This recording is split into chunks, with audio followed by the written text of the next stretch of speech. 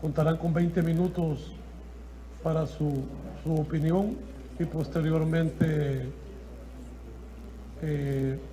algún comentario o alguna pregunta de algún diputado. Así es que no sé quién va a tener la palabra, pero se le cede la palabra. Licenciado Cuellar. Bueno, buenas tardes, gracias. Un grupo constituido por víctimas directas, familiares de víctimas y denunciantes me ha pedido que inicie la presentación de nuestro parecer ante ustedes. Así lo haré para que luego, ceñidos al tiempo que nos han establecido, hablen quienes me acompañen. En la matriz que recibimos oficialmente para preparar esta intervención no se establecen ni las similitudes, si acaso hubiesen, ni las abundantes discrepancias existentes entre las propuestas de ley elaboradas por la subcomisión política creada por este órgano legislativo y la presentada por un grupo de organizaciones sociales en el marco del dictado en la sentencia de la Sala de lo Constitucional, en adelante la Sala, del 13 de julio del 2016, mediante la cual se expulsó del cuerpo normativo nacional la Ley de Amnistía General para la Consolidación de la Paz, aprobada el 20 de marzo de 1993. En concreto, la Sala determinó que en un plazo razonable la Asamblea Legislativa debía regular los medios para garantizar el acceso a la información pública sobre los hechos y sus circunstancias relacionadas con los crímenes de lesa humanidad y crímenes de guerra constitutivos de graves violaciones al derecho internacional humanitario ocurridos durante el conflicto armado y atribuidos a ambas partes. Disponer de los recursos adecuados para responder en el menor tiempo posible a las exigencias de las víctimas y sus familiares y de la sociedad salvadoreña respecto de las investigaciones, el enjuiciamiento, el esclarecimiento de la verdad y la sanción a los responsables de los crímenes de lesa humanidad y crímenes de guerra constitutivos de graves violaciones al derecho internacional humanitario sucedidas en el conflicto armado y atribuidos a ambas partes. Y, por último, considerar las medidas de reparación integral a las víctimas que fueran necesarias para garantizar su satisfacción, compensación y reivindicación, así como las medidas de no repetición de los crímenes de lesa humanidad y crímenes de guerra constitutivos de graves violaciones al derecho internacional humanitario, tomando en cuenta los parámetros de esta sentencia y los estándares de la justicia transicional desarrollados fundamentalmente en la jurisprudencia de la Corte Interamericana de Derechos Humanos y de este tribunal. Cierro la cita. Según la nota de 23 de mayo del año en curso y suscrita por el diputado Alberto Armando Romero Rodríguez, hemos sido citados para exponer nuestra opinión sobre los referidos textos. Al respecto, debo decirles que, aunque estos pudieran ser considerados insumos en el proceso para cumplir lo mandado por la Sala, desde nuestra óptica no logran alcanzar a plenitud ese objetivo. Obviamente, uno más que otro. Todos sabemos de qué hablo, y esa es nuestra opinión al respecto. Pero además consideramos que es inaceptable pretender aprobar una ley tan decisiva para el país en un plazo irrazonable y mediante una atropellada consulta. Dicho lo anterior, sigo con lo demás que nos piden en la convocatoria recibida, exponer nuestra propuesta. No tiene que ver con diseccionar las iniciativas que están sobre la mesa para, en escasos 20 minutos, hacer algo imposible, presentarles lo que de estas nos parece, lo que no nos parece, lo que pensamos debe eliminarse y lo que debe agregarse. No. Nuestro planteamiento es el que a continuación explicaré y para lo cual no tardaré quizás ni la mitad del tan corto tiempo que nos han fijado. El ordinal tercero del artículo 168 de nuestra Constitución estipula que, entre sus atribuciones y obligaciones, el primer mandatario debe procurar la armonía social y conservar la paz y tranquilidad interiores y la seguridad de la persona humana como miembro de la sociedad. Si mañana ustedes analizan y sistematizan todo lo que han escuchado y recibido por escrito este día, durante la seguidilla de microsesiones a las que convocaron, les quedan escasos 2 días para formular una nueva propuesta de normativa que, para bien o para mal, considere o desestime los aportes recibidos a fin de que esta Comisión Política y el Pleno de la Asamblea Legislativa la aprueben, para que luego Salvador Sánchez Serén, quien ya está más fuera que dentro de Casa Presidencial, la sancione o la vete. En ese escenario seguramente hará lo primero y ni la historia lo absolverá. Todo eso no sería otra cosa más que minarle el camino para cumplir el citado mandato constitucional a quien el primer día de junio lo sustituirá.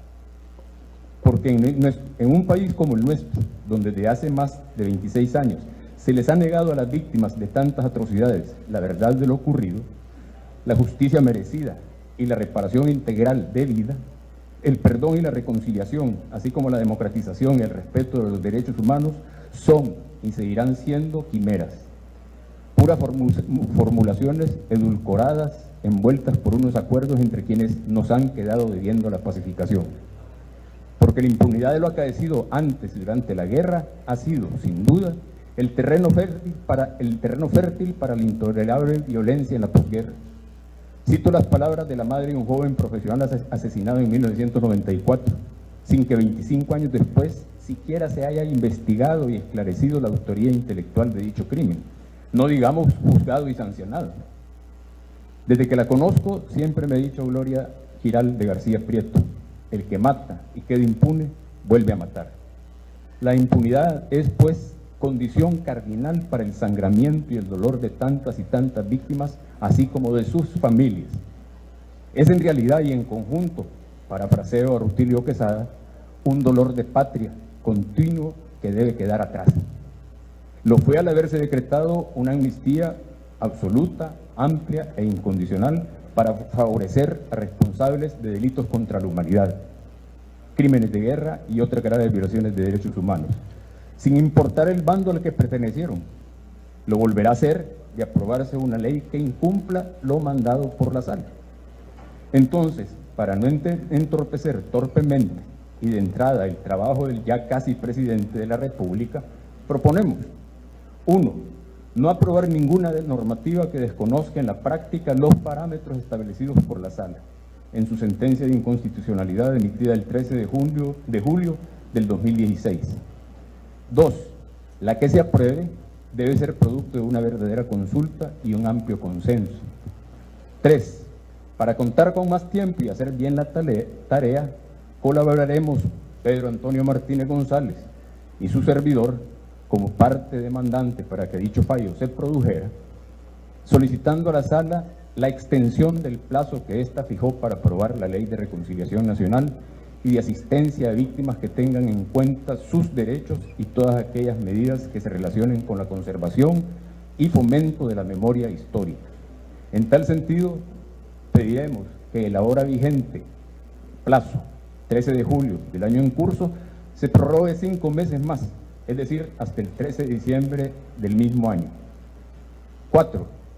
Que siendo ya presidente, Nayib Bukele defina de forma transparente las características y establezca las condiciones para la creación, mediante decreto ejecutivo, de un funcional y eficaz grupo de trabajo por la verdad, la justicia, la reparación integral y las garantías de no repetición, que entre sus principales tareas contemple: a.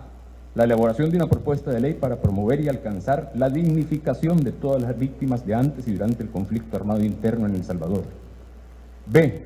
El impulso de una consulta lo más amplia, diáfana e incluyente posible para la propuesta de la ley que se redacte cuente con el beneplácito social antes de su presentación en la Asamblea Legislativa. C. La entrega al titular del Ejecutivo de las propuestas de políticas públicas sobre verdad, justicia, reparación integral y garantías de no repetición requeridas para hacer realidad lo establecido en la nueva normativa respectiva luego de su aprobación. Para finalizar, debo recordarles los diversos y numerosos llamados a la sensatez y el respeto de las obligaciones internacionales en materia de derechos humanos asumidas voluntaria y soberanamente por el Estado salvadoreño. Los mismos provienen de fuera y dentro del país, y entiendo que siguen llegando. No es posible ni aceptable pretender no escucharlos y actuar en dirección contraria a ese clamor. Pero hay otro llamado, lanzado hace más de 4 décadas. Al menos públicamente quizás nadie se atrevería hoy a cuestionarlo. Es el de nuestro pastor, mártir, profeta y santo.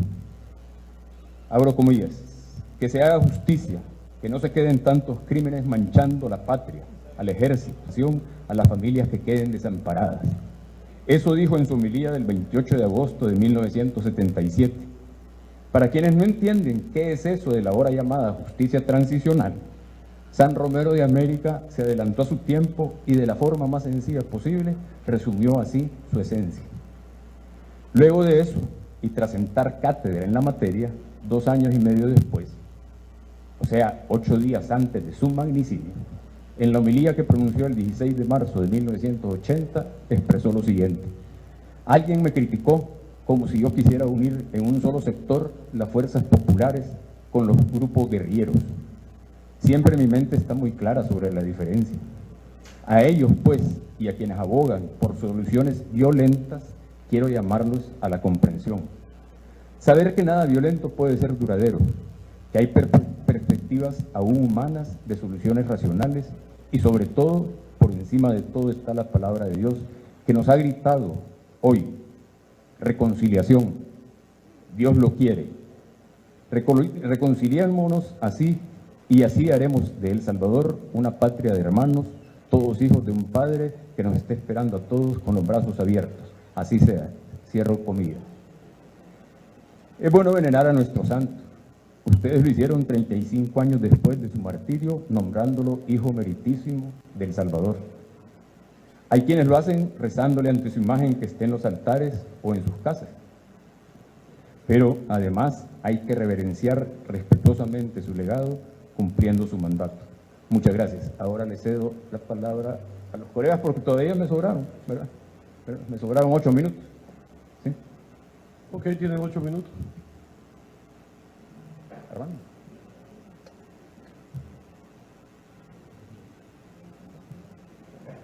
Mi nombre es Armando Durán. Fui víctima de secuestro por el Frente Farabundo Martí para la Liberación Nacional. Fui la primera víctima que se presentó a la Fiscalía General de la República a presentar una denuncia contra la Comandancia General por el delito de secuestro como delito de lesa humanidad. Yo les pido a ustedes realmente de que apoyen la propuesta del licenciado Benjamín, porque hay que hacer las cosas bien. Yo me pregunto, ¿por qué los diputados están interpretando la sentencia de la Sala de lo Constitucional de una manera tal de que no se necesita ser ni diputado ni abogado para saber que no le están leyendo bien? Yo les pido nada más que cumplan la sentencia y que a la vez dejen operar al sistema judicial, dejen que los tribunales trabajen y que ellos resuelvan. Yo, por ejemplo, si yo no puedo probar mi caso en los tribunales, que en este momento está muy avanzado, estoy en una fase de instrucción en el juzgado de primera instancia de Jiquilico, yo me voy tranquilo para mi casa. Fui vencido en juicio porque no pude probar, pero eso es lo que yo les pido, que dejen que la justicia funcione, dejen que los tribunales funcionen. Solamente, gracias. Mi nombre es Erlinda de Franco y represento a Manuel Franco del Frente Democrático Revolucionario. Masacre ocurrida el 27 de noviembre de 1980 por los Escuadrones de la Muerte. Y mi petición es que yo no quisiera que participara en este evento que es el que toca los sentimientos de nosotras las víctimas, que se apartaran la gente del FMLN y que se apartaran la gente de Arena, porque para mí ellos son los victimarios. Por favor, permitan que aquí sea quien juzgue y quien beneficie a nosotras las víctimas, sea la voluntad y la decisión de las universidades, de la iglesia, de gente que está limpia, no de la gente que se manchó las manos tanto de un bando como del otro. En ese sentido, y que por favor, que no se nos vaya a restringir la participación de nosotras las víctimas, porque aunque no lo crean, señores, desde 1980 yo toda la vida he sido relegada, no se me ha permitido explicarme ni nada. Yo ahorita quiero pedir a ustedes como gobierno que por favor, ya que durante la guerra la comunidad internacional participó, y todos sabemos de qué manera participó la comunidad internacional, les pido que le hagan llegar a esos países que colaboraron durante el conflicto armado y también colaboraron dando tácticas de guerra y de tortura para nuestras víctimas, que abran sus puertas a estos países para todo aquella víctima que nos queremos ir de este país y no volver nunca, que por favor abran sus puertas para nosotros acogernos a eso. Y yo sería la primera en irme de aquí, porque aunque mi esposo y sus compañeros dieron su vida, si ustedes hubieran visto los cadáveres de ellos y el compañero Juan José Martel, que por voluntad de Dios aquí está presente, porque él también estaba convocado a esa conferencia de prensa en el Externado San José, se libró de esa muerte horrible que los estrangularon como con un cinto de metal caliente, porque los dejó quemados aquí los disparos, pero fueron unas torturas horribles. Y claro, esta era la segunda masacre después de Monseñor Romero. Claro, como todo el mundo se quedó callado, las víctimas nos tuvimos que esconder, andar huyendo, se nos levantaron calumnias, se nos cerraron las puertas de los compañeros de él, allá en la Asamblea Legislativa, y eso no se vale. Así es que yo no me siento conforme de que sean los victimarios quienes estén pensando en que cómo nos van a ayudar a nosotros las víctimas, porque nunca ustedes nos van a ayudar. Eso sí, gracias. Bueno, muchas gracias por su comparecencia. Solo aclarar al licenciado Cuellar que la comisión política no tiene ni tan siquiera dictamen de nada. Así que vale la aclaración para que no... Muchísimas gracias y que les vaya bien. Pero mantengo mi propuesta, faltan unos minutos y Juan José Dalton es el hijo de Roque Dalton, su caso está, ¿verdad?, también tramitándose, y el de él. Empezamos a las 17, ¿no? Brevemente, muchos de ustedes me conocen, vengo aquí en representación de mi familia por el caso de mi padre, que tengo 44 años en este mayo de estar reclamando justicia. En el gobierno de los 10 años que ha estado el FMLN, han tenido a uno de sus presuntos criminales a la mano del presidente de la República. Ese hombre, nosotros, que se llama Jorge Meléndez, nosotros hemos sabido que él incluso sabe dónde están enterrados los cuerpos de Armando Arteaga y de Roque Dalton. Nunca ha querido colaborar y nunca ni Mauricio Funes ni Salvador Sánchez Serén le han pedido cuentas a ese señor. Lo otro, le venimos a pedir por favor a ustedes, diputados, que han honrado la memoria de mi padre, declarándolo poeta meritísimo, declarando la Asamblea Legislativa, declarando el 14 de mayo como Día Nacional de la Poesía en memoria a Roque Dalton. ¿Y cómo es posible que ustedes vayan a avalar una ley de amnistía que lo que va a hacer es prolongar nuestro sufrimiento? Porque eso va a ser avalar la impunidad. Yo le pido a los diputados que por favor no avalen eso. A los diputados del FMLN específicamente, se los pido que no avalen esa impunidad. También vengo aquí representando aquí a mi propia persona como víctima, porque yo fui guerrillero, me capturaron herido. Les puedo enseñar la cicatriz que tengo. En la cicatriz me ponían picana eléctrica cuando estuve en la Policía de Hacienda. Me colgaban, ya me hicieron los señores de medicina legal las inspecciones de todo el daño causado que me hizo la Fuerza Armada. Entonces, yo le pido, ese es mi llamado, por favor, no avalen más la impunidad, y específicamente a los diputados jóvenes y a los no tan jóvenes, a los que sufrimos la guerra, ¿verdad? Porque nosotros somos hemos sufrido la guerra. Les pido, no avalen esa impunidad. Muchas gracias. Muchísimas gracias por acompañarnos esta mañana. Que les vaya bien.